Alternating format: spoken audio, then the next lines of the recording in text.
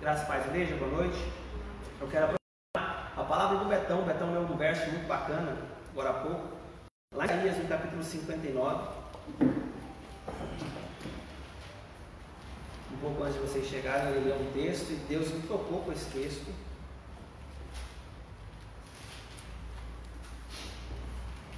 Isaías 59, a partir do versículo 1.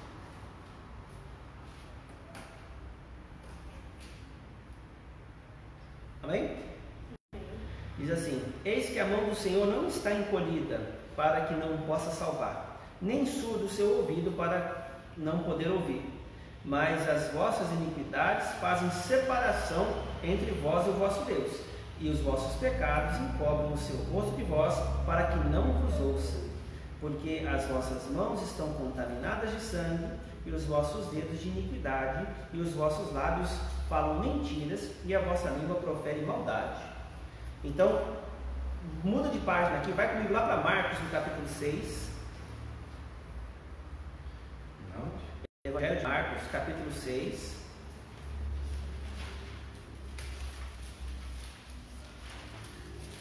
A partir do versículo 1.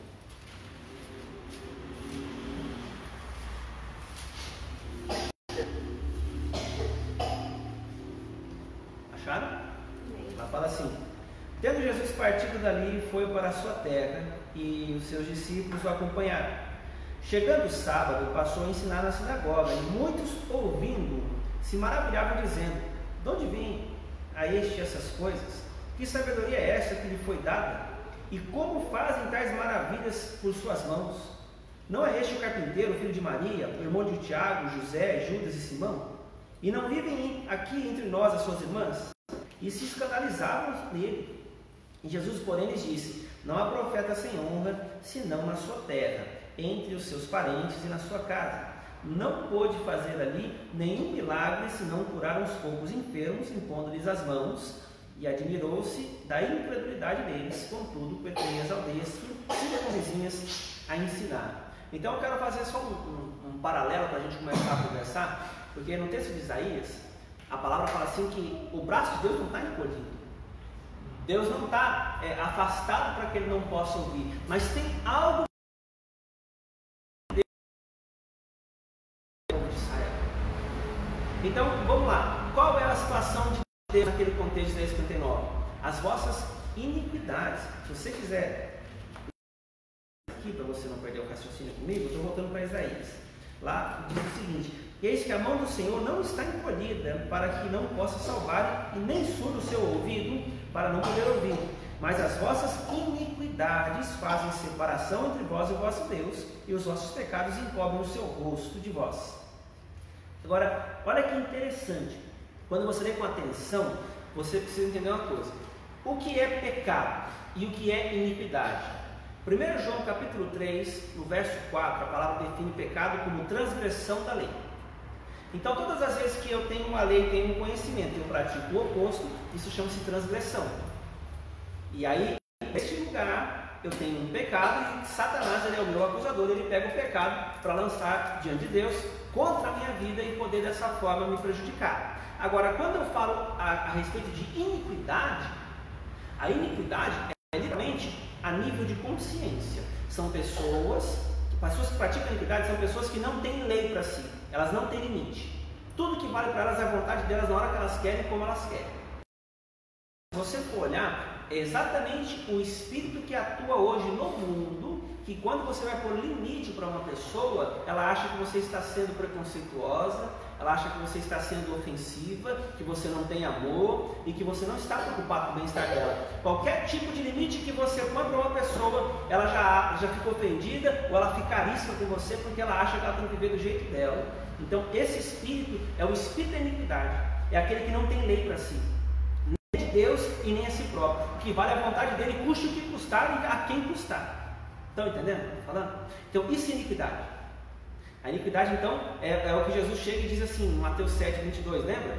Ele começa a falar: nem todo aquele que me ensinou o Senhor herdará o reino dos céus, mas aquele que faz a vontade do meu Pai que está nos céus. E aí ele continua dizendo, né? muitos naquele dia me dirão, em teu nome curei os enfermos, expulsei demônios, fizemos milagres, maravilhas, etc. E ele vos dirá abertamente, apartai-vos de mim, vós que praticais a iniquidade, porque nunca vos conheci.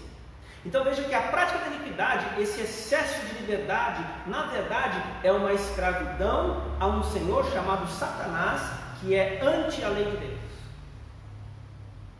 Então, o que isso significa?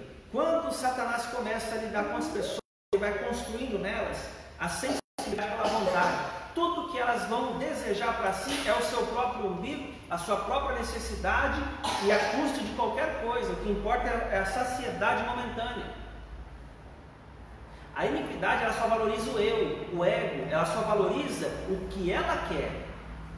Então o egoísta, ele é o idólatra, na verdade, quando você vai olhando, porque ele pensa somente em si. E a verdade vem para nos libertar de nós mesmos, porque esse egoísmo, essa forma de olhar para si, veio do ego, quando Satanás fez o diabo olhar, fez o homem olhar para a sua necessidade. Deus havia lhe dado todas as árvores, mas há uma que não foi Deus que implantou, que nós já falamos aqui algumas vezes, que é a... Deus falou para não comer. Tudo que Deus faz é bom. A palavra fala em Gênesis 1. E viu Deus que era bom quando fez isso, quando fez aquilo. E viu Deus que era bom quando fez o homem. Viu Deus que era muito bom. Mas quando ele disse para não comer da árvore do conhecimento do bem e do mal, ele estava protegendo o homem. Ele deu ali um comando, não com sentido de restrição, porque Deus não queria dar porque era egoísta, mas de proteção, porque Deus sabia quem havia plantado e do efeito de quem plantou que iria causar na criação. Ele sabia disso. Mas ele não queria o homem, porque o homem teria que crer e o que? Guardar o que Deus disse. Somente isso. E o que aconteceu? Eva foi enganada, deu para Adão. Adão causou caos na terra quando comeu. Não foi Eva, embora foi ela a primeira que mordeu a fruta. Só foi dar uma catástrofe na terra quando Adão comeu. Porque ele tinha ouvido a palavra e ele quebrou o mandamento. Ele quebrou a ordem de Deus. Então, quando o homem abriu a cerca, que foi quebrando o mandamento, transgredindo a lei, que naquele contexto era somente não comer, todo o caos entrou na terra e desorganizou o cosmos. Você pode ver que os animais, as plantas não eram para ter espinhos, não era para os animais comerem uns aos outros, não era para várias coisas acontecerem, inclusive o homem não era carnívoro, o homem era criado herbívoro. Se você for olhar em Gênesis, Deus deu todas as árvores frutíferas para mantimento, mas não deu os animais. Isso veio só em Noé. Deus só foi dar para o homem as carnes depois de Noé, em Gênesis 9.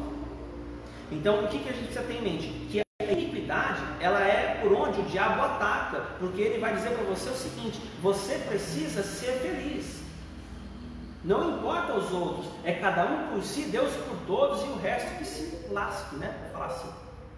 É assim que o diabo propõe. E aí o que acontece? Na ilusão de ser feliz do jeito que você pensa que você deve ser, você entra em coisas que você não consegue sair depois. Aí você tem vergonha de pedir ajuda para uma pessoa, tem vergonha de falar que você errou para outra e várias outras coisas. Então o diabo vai nos fazendo refém das nossas emoções, porque nós fomos impelidos e estimulados a fazer o que não deveríamos. E tem coisas que nós temos consciência que não deveríamos fazer e acabamos culpa.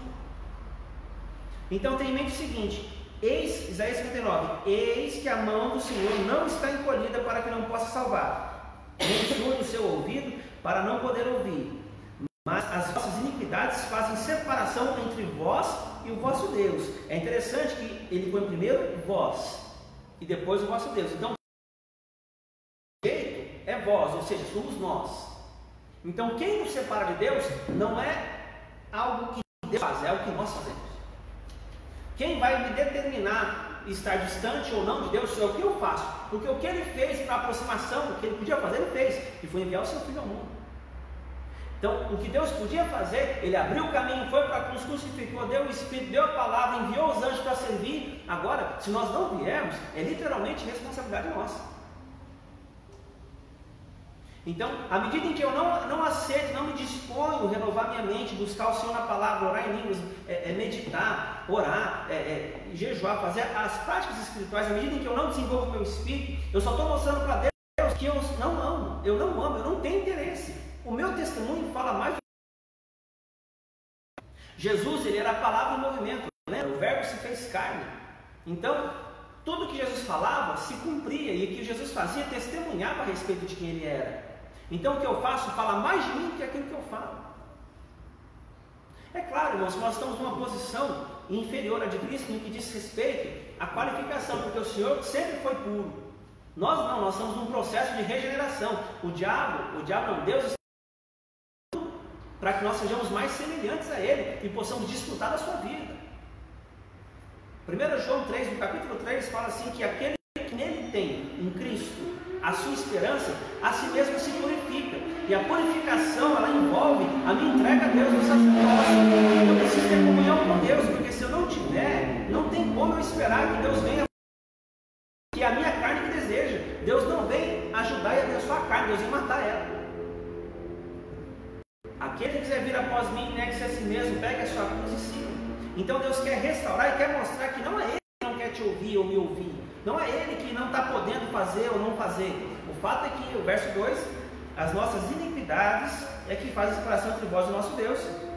E os vossos pecados encobrem o seu rosto de vós, para que não vos ouça. Então, interessante, o seu rosto de vós. Então, o que nós fazemos encobre-nos de ver a face de Deus. Não é que Deus está se escondendo de nós, é o que nós fazemos encobre. É como se eu estivesse vendo vocês aqui agora e cada vez que eu falasse uma palavra, uma cortina descesse. Eu falo outra cortina, outra cortina. Eu estou aqui, vocês estão aí, mas eu estou falando e não estou vendo vocês.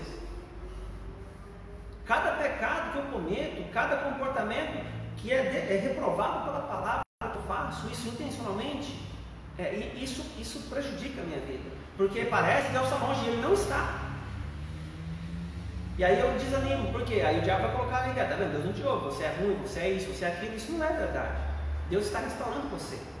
Você está no comunicação. Você não é o que o diabo diz, você é o que essa palavra fala. O problema é que a iniquidade, ela já se estabeleceu na mente do ser humano e faz com que ele pense somente e concorde somente com o que o diabo propõe. A palavra é verdade em partes quando você está feliz, quando você não está, não é.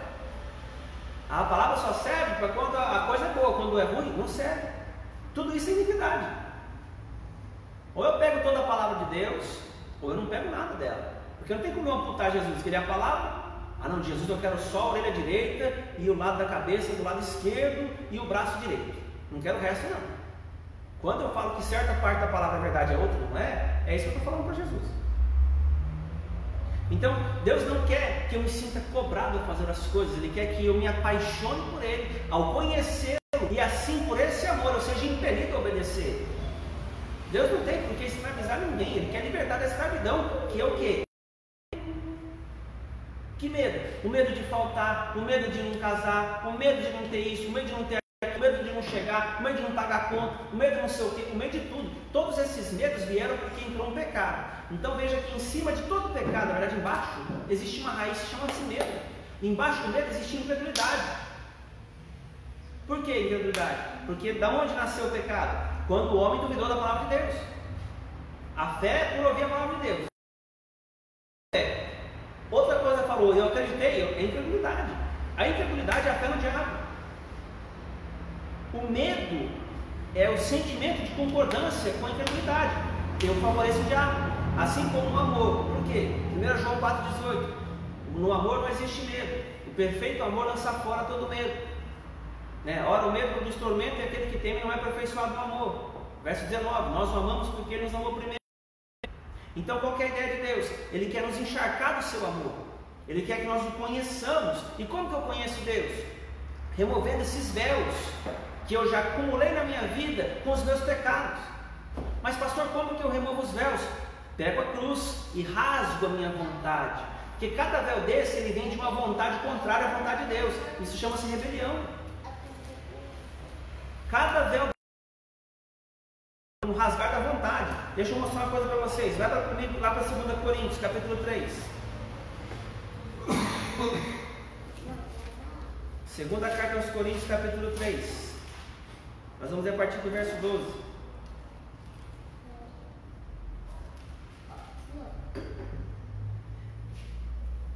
Estão comigo? Amém. Diz assim: tendo pois tal esperança, servimos de muita ousadia no falar, E não somos como Moisés, que punha véu sobre a face para que os filhos de Israel não atentassem na terminação do que se desvanecia. Mas os sentidos deles se encotaram, pois até o dia de hoje, quando fazem a leitura da antiga aliança, o mesmo véu permanece, não lhe sendo revelado que em Cristo é removido. Mas até hoje, quando é lido Moisés, o véu está posto sobre o quê? A coração deles. Olha onde está o véu. Quando, porém, algum deles se converte ao Senhor, o véu lhe é tirado. Então, olha só como é que faz para tirar o véu do coração? Conversão. 17. Ora, o Senhor é o Espírito, e onde está o Espírito do Senhor, ali é a liberdade. E todos nós, com o rosto desvendado, ou seja, convertidos, contemplando como por espelho a glória do Senhor, somos transformados na sua própria imagem, como pelo Senhor Espírito. Olha que interessante que é isso aqui. Se a cruz não rasgar minha carne, eu não contemplo a face de Deus. Consequentemente, eu sou um religioso. Eu estou enganado. Eu estou fazendo coisas, esperando coisas que Deus ainda não fez em mim. Porque a palavra de Deus é o que? Filipenses 2, no verso 12 e 13. Não precisa abrir não, eu vou ler para vocês aqui, ó. Assim, pois, amados meus, como sempre obedecestes, não só na minha presença, porém muito mais agora na minha ausência, desenvolvei a vossa salvação com temor e tremor, porque Deus é quem efetua em vós tanto querer como realizar segundo a sua boa vontade. Ou seja, Deus precisa inserir a vontade no meu coração, à medida em que eu desenvolvo a minha salvação, para que eu possa realizar através dele, na verdade ele através de mim, a sua vontade. Então olha só de novo o verso 12 e o verso 13. Assim, pois, amados meus, como sempre obedecestes, não só na minha presença, porém muito mais agora na minha ausência, desenvolvei a vossa salvação com temor e tremor, porque Deus é quem efetua em vós tanto querer como realizar. Então primeiro Deus regula a minha vontade, depois pela vontade regulada Ele realiza, porque é segundo a vontade dele, não é a minha. Então quando eu tento obedecer a Deus na minha vontade, e o que é a minha vontade? É quando eu faço as coisas contrariadas. Paulo explica em Romanos 7, o bem que eu quero fazer, este eu não faço, mas o mal que eu não quero fazer, este faço. E se assim procedo, já não sou eu quem faz, mas o pecado que habita em mim. Então essa vontade rebelde a Deus. Então quando eu tento facilitar as coisas, não, irmão, vem que Deus vai te abençoar. Sem cruz Deus não abençoa ninguém não, irmãos. Não abençoa não. E olha, que Deus tem muito mais para dar do que Deus para tirar, ou que o diabo para tirar. Deus tem prazer na sua vida, em salvar você, porque sabe o que Deus ama? Vou contar um segredo para vocês, que talvez vocês nunca tenham ouvido. Sabe a coisa que Deus mais ama?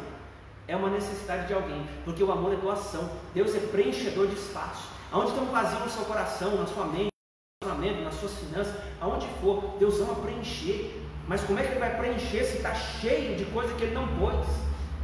A cruz é para esvaziar você. Filipenses, no mesmo contexto onde estava esse que eu li para vocês aqui, ó. Por isso que eu dei uma risada agora há pouco aqui. Olha o verso 5 de Filipenses 2, que é um pouquinho antes do que eu falei para vocês. Tende em vós o mesmo sentimento que houve em Cristo Jesus, pois ele, subsistindo em forma de Deus, não julgou como usurpação ser igual a Deus. Antes, a si mesmo se esvaziou, assumindo forma de servo, tornando-se em semelhança de homem e reconhecido em forma humana. A si mesmo se humilhou, tornando-se obediente até a morte de cruz. Então, pelo que também Deus o exaltou sobremaneira, Ele deu um nome que está acima de todo nome, para que o nome de Jesus se dobre todo o joelho nos céus, na terra e debaixo da terra, e toda língua confesse que Jesus Cristo é o Senhor, para a glória de Deus Pai.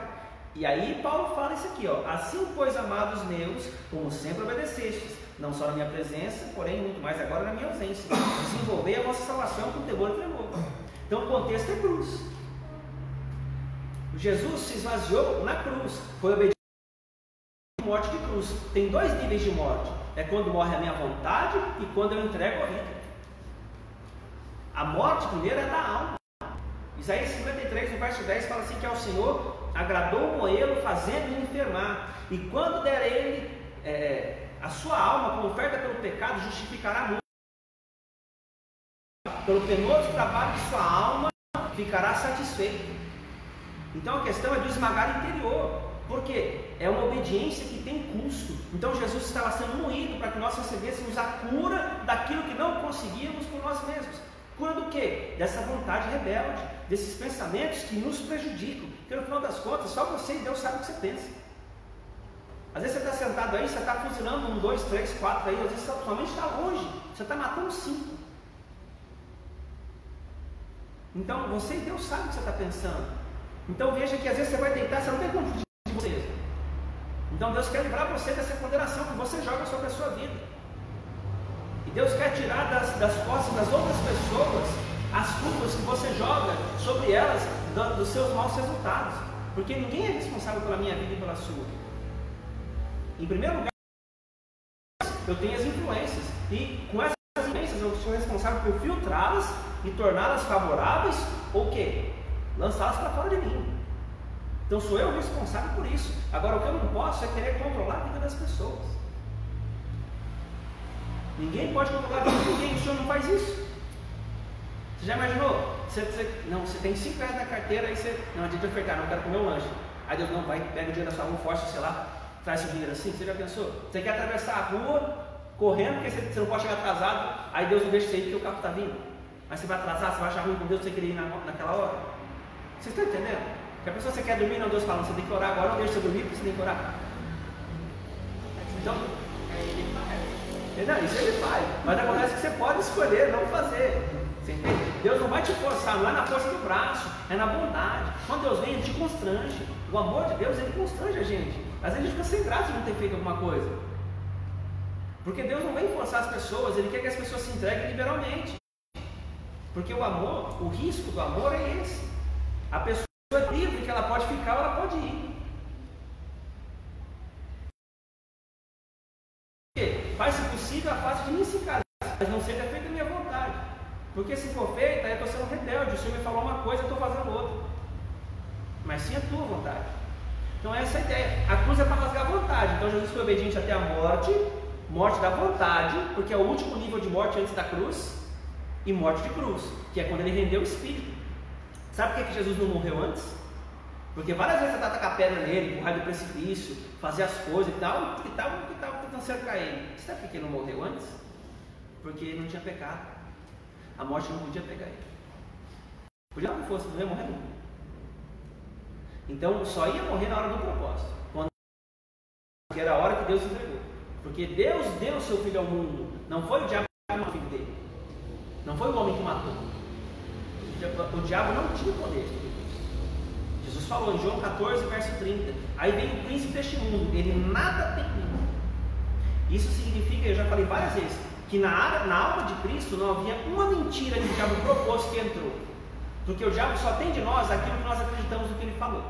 Vou repetir. O diabo só tem de nós aquilo que nós acreditamos que ele falou.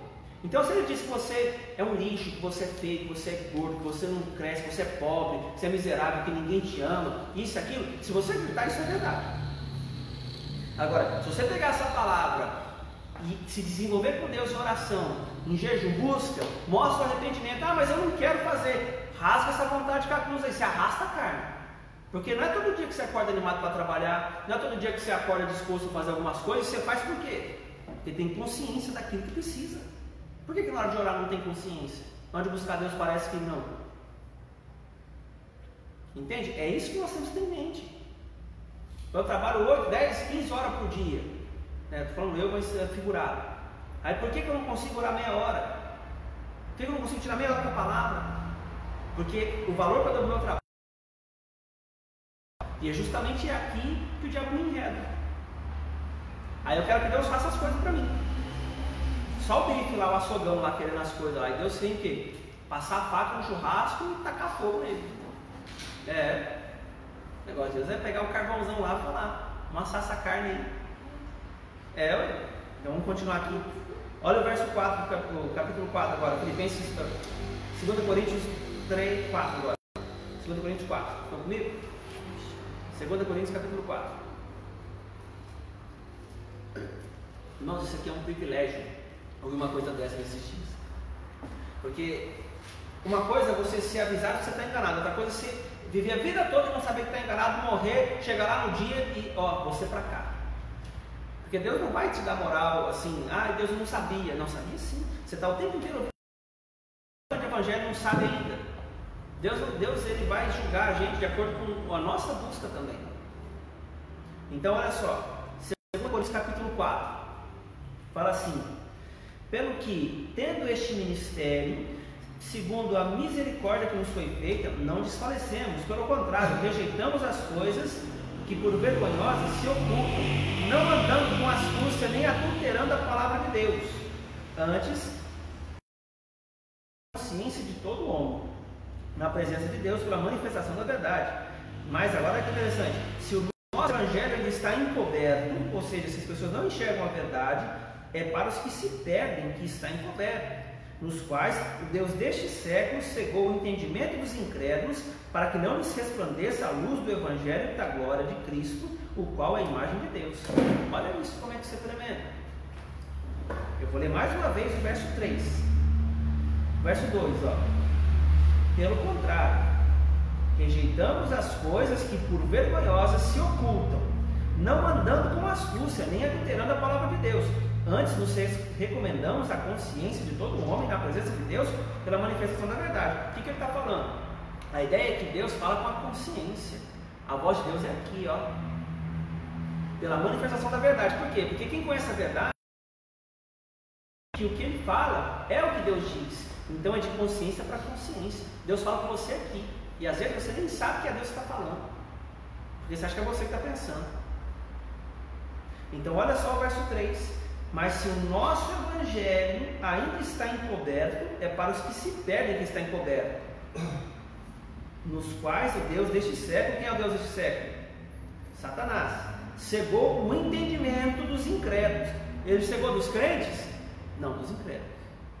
E lembrando que incrédulo não é quem está fora da igreja, é quem ouve a palavra e não dá crédito. Porque os que estão fora são incrédulos, é quem está dentro. Paulo está mandando a carta dele para a igreja. A carta para a igreja. Ai, o fulano é incrédulo. Fulano é incrédulo. Não, incrédulo é quem está dentro, conhece a verdade, escuta, nunca muda e não dá crédito à verdade. Esse é o incrédulo. Então aqui é o seguinte: nos quais o Deus deste século cegou o entendimento dos incrédulos, para que não lhes resplandeça a luz do evangelho, o qual é a imagem de Deus. E aí como é que faz?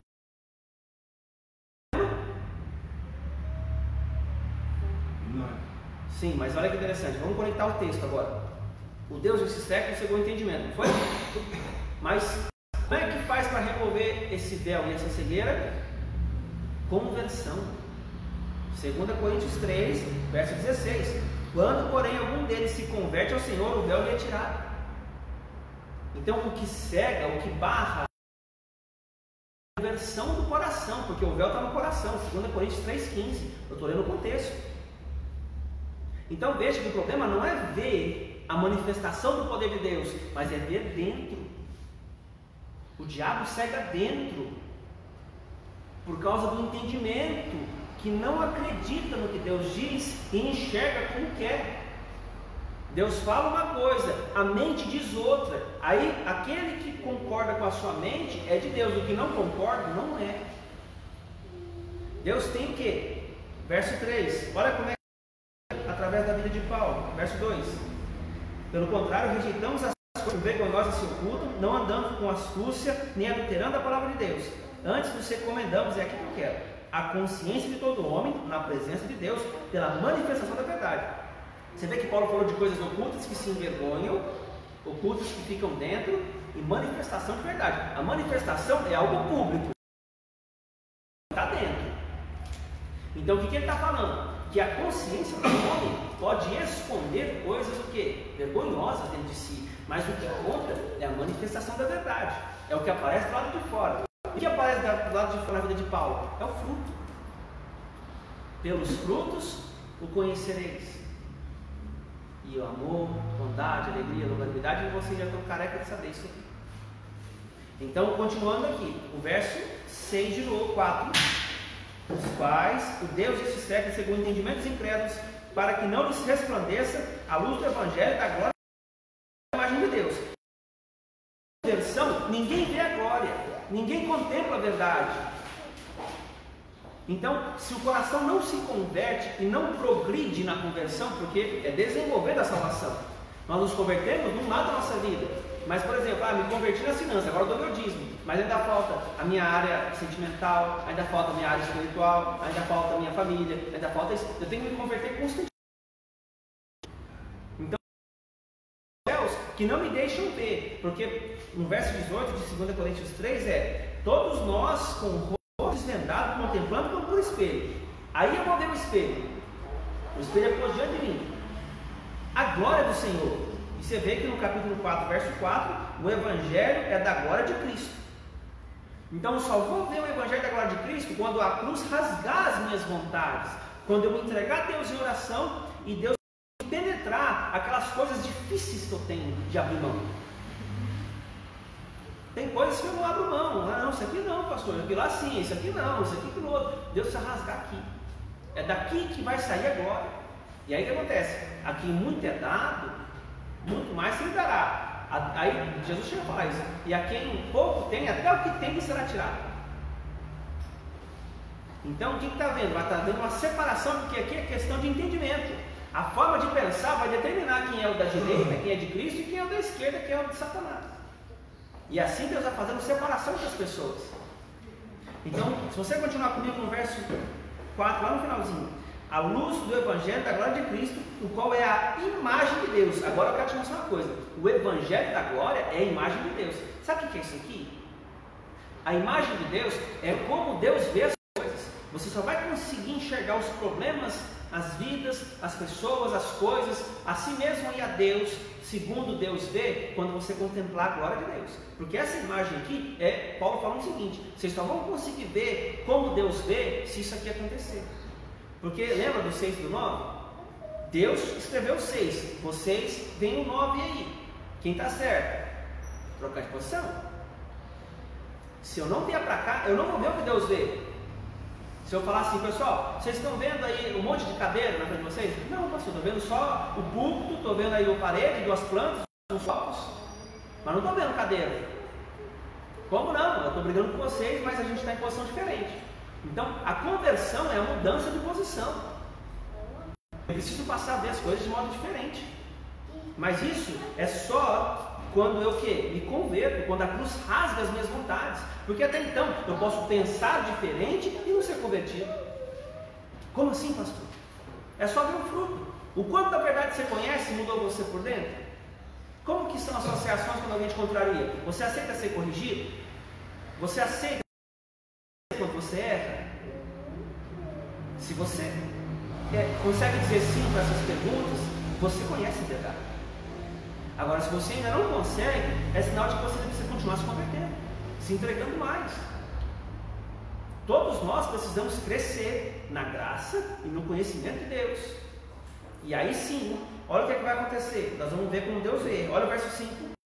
Porque não nos pregamos a nós mesmos, ou seja, não é do jeito que eu acho que o Evangelho é, mas a Cristo Jesus como Senhor e a nós mesmos como vossos servos por amor de Jesus. Por que eu estou dizendo o seguinte? Não do jeito que eu penso que é, porque Jesus aqui, no caso, eu posso substituir a palavra como verdade, mas nós pregamos a verdade, Cristo é a verdade. Então eu só vou pregar a verdade quando a verdade estiver clara dentro de mim, a ponto de eu enxergar as coisas e ver a verdade por trás delas. Ou seja, eu não vou chegar e olhar com um olhar crítico, eu vou olhar com um olhar de resgate. Jesus não veio condenar o mundo, ele veio salvar. Se eu conheço a verdade, eu venho salvar também. Aí eu chego, nossa, mas o irmão é isso, mas o irmão é aquilo, mas o irmão é aquilo outro, mas o Bolsonaro, mas o Lula, mas não sei o que, só difamando, só falando mal. Como que eu vou ser luz se eu falo a mesma coisa que o mundo fala? É que o Senhor quer se revelar para nós, porque se nós não mudarmos a nossa fala, o nosso procedimento, nós não seremos luz, nós seremos o quê? Uma coisa misturada. Exato, lampião, né? Nem lampião, né? Apagado. Então, olha só, olha o verso 6 aí, ó. Porque Deus, que disse, das trevas resplandecerá a luz, Ele mesmo resplandeceu em nosso coração para a iluminação do conhecimento da glória de Deus na face de Cristo. Eu vou ler mais uma vez e vou explicar, porque talvez isso não fique claro para muita gente. Porque Deus, que disse, das trevas resplandecerá a luz, Ele mesmo resplandeceu em nosso coração para a iluminação do conhecimento da glória de Deus na face de Cristo. Agora, olha que coisa tremenda isso aqui. Ele mesmo resplandeceu em nosso coração a iluminação do conhecimento da glória de Deus na face de Cristo. Agora eu vou dar uma pérola para vocês. Abre lá em Gênesis. Nossa, que beleza. Que estupidez, né? Não precisa ser tão violento que nem eu fui aqui, não. Então vamos lá. Nossa, pastor, capítulo 1. Nossa, pastor, que violência. Nunca vi pastor ficar rindo pregando. Pecado, pastor, dar risada na pregação. Você foi infeliz, irmão. Nunca vi pastor feliz desse jeito pregando. Vai ter que ser séria. Aqui, ó. Fica brincando. A alegria do Senhor é nossa força. Vamos lá. Gênesis 1, verso 1. Diz o seguinte: no princípio criou Deus os céus e a terra. A terra, porém, estava sem forma e vazia. Havia trevas sobre a face do abismo e o Espírito de Deus pairava sobre as águas. Disse Deus: haja luz, e houve luz. Não é assim que está na sua Bíblia? Agora, vamos fazer um paralelo. Verso 6 de 2 Coríntios 4. Porque Deus que disse: das trevas resplandecerá a luz.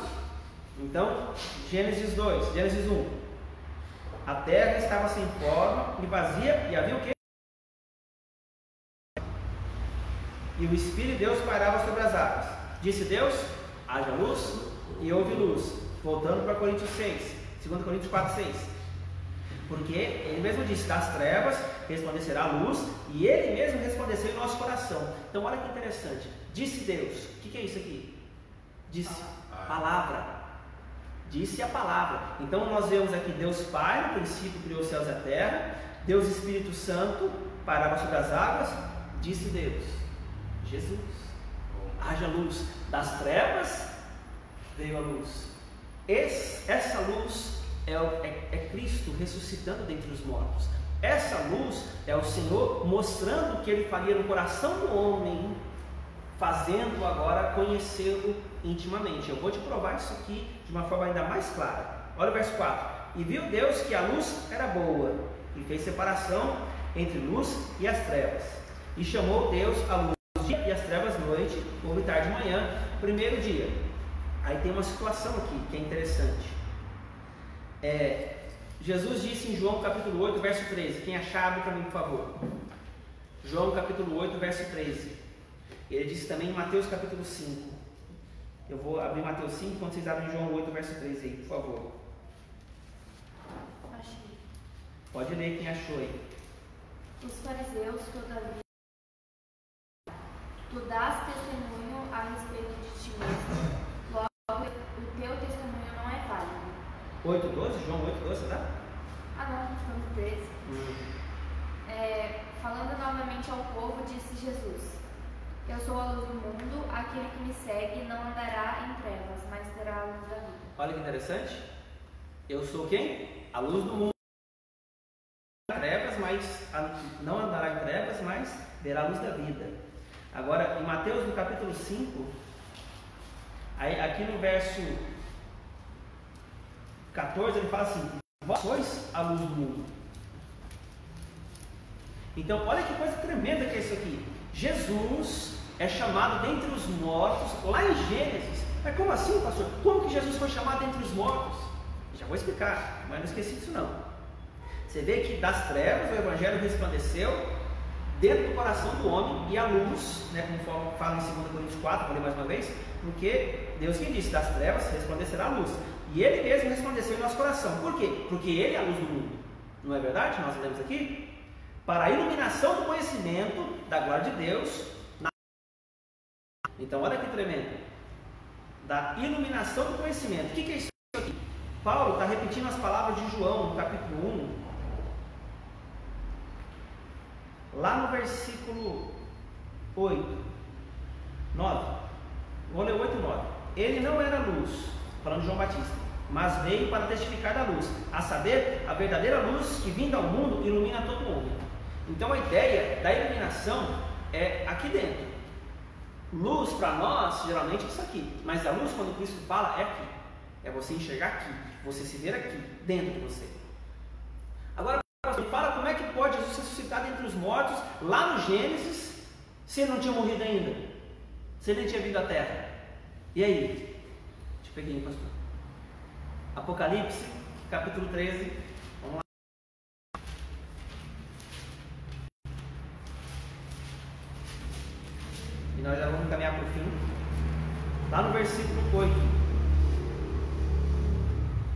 Diz o seguinte: e adorá-la-ão todos os que habitam sobre a face da terra, aqueles cujos nomes não foram escritos no livro da vida do Cordeiro, que foi morto desde a fundação do mundo. O Cordeiro foi morto desde a fundação do mundo. Então olha que coisa tremenda. O que é a fundação? Base de construção, não é? Então olha que tremendo. Deus em Cristo Jesus já matou Cristo antes de criar o universo. Cristo quem que é? Que nós lemos: eu sou a luz do mundo. Mas se você volta para Gênesis, no princípio criou Deus os céus e a terra. A terra, porém, estava sem forma e vazia. Havia trevas sobre a face do abismo e o Espírito de Deus pairava sobre as águas.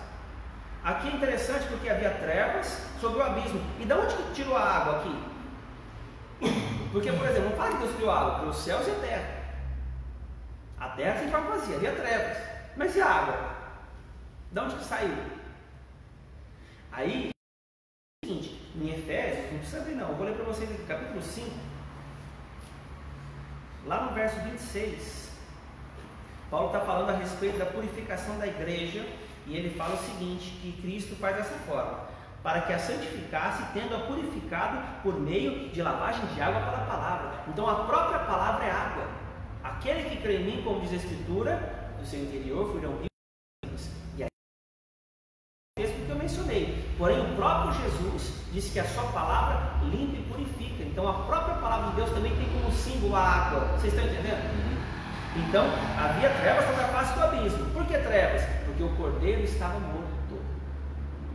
O Cordeiro estava morto. E o Espírito parava sobre as águas. Sobre o quê? A própria palavra de Deus, que também é o Cordeiro. Disse Deus: seja luz. No hebraico é seja luz, não é haja. Então, quando Deus disse seja, o próprio Senhor Jesus levantou-se dentre os mortos, e Deus já começou a recriar as coisas nele, enquanto a natureza ainda trata isso como uma criação, porque na verdade é cíclica. Tudo que Deus faz é cíclico. Então eu vou explicar algo para vocês entenderem. Vocês estão conseguindo entender isso? Que Jesus entre os mortos, mesmo em Gênesis, isso está claro? Porque depois acontece, disse Deus haja luz, ou seja luz, né? E a luz sejou. Não, cadê? A luz foi, né? No contexto. Aí, e viu Deus que a luz era boa. E o que aconteceu? Fez a separação de luz e trevas. O que faz separação de luz e trevas? Hebreus 4,12. A palavra de Deus é viva e mais afiada do que espada de dois gumes, penetra fundo a ponto de separar alma e espírito. Quem faz separação entre as coisas é a palavra. Mais uma comprovação de que é Cristo. Por que Cristo, pastor? Porque João 1, verso 3: todas as coisas dele, sem ele nada do que foi feito se fez. Então Deus não tem como fazer as coisas sem Cristo. Então quando ele levantou Jesus dentre os mortos, ele está recomeçando o ciclo. Como assim, pastor? Que ciclo? Deus começou criando tudo, criou os céus, a terra, essas coisas todas, o jardim pôs o homem. Como é que vai terminar a criação? Novos céus, nova terra, o jardim e o homem lá de novo. Outro ciclo. Glória a Deus, igreja? Glória a Deus. Então, o que você tem que saber agora? É que tudo que é na sua vida já foi. Salomão falou isso. Tudo que é de ser também já foi. E Deus fará renovar-se tudo que se passou. Ou Deus pedirá contas daquilo que se passou. Tem jeito para aquelas coisas que parecem que não tem jeito. Eu preciso me converter. Eu preciso me arrepender. Eu preciso limpar o lixo do meu coração para que eu contemple a glória e receba a vida dessa glória. Porque o mundo, se você continuar comigo no texto de Paulo lá, 2 Coríntios 4, não vou explicar, eu só vou ler para você entender. Olha como é que você vai passar os processos, porque isso aqui vem para o que crê e para o que não crê. Mas se você crê, olha qual é o efeito do Evangelho da glória de Cristo na sua vida. Temos, porém, 2 Coríntios 4, 7, este tesouro em vasos de barro para que a excelência do poder seja de Deus e não de nós.